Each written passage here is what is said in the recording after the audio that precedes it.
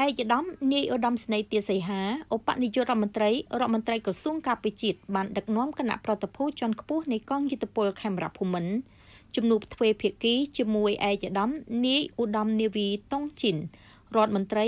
ការពារជាតិនៃសាធារណរដ្ឋប្រជាមានិតចិន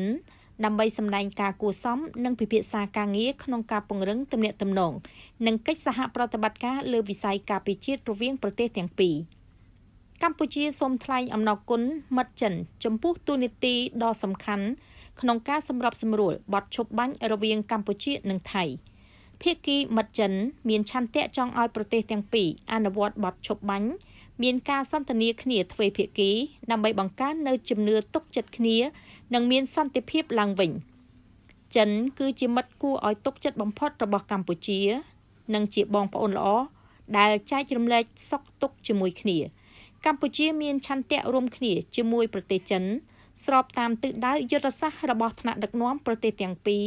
ដើម្បីពង្រឹងកិច្ចសហប្រតិបត្តិការជាក់ស្ដែងលើគ្រប់វិស័យរួមទាំងការបណ្ដុះបណ្ដាលសិក្ខាកាម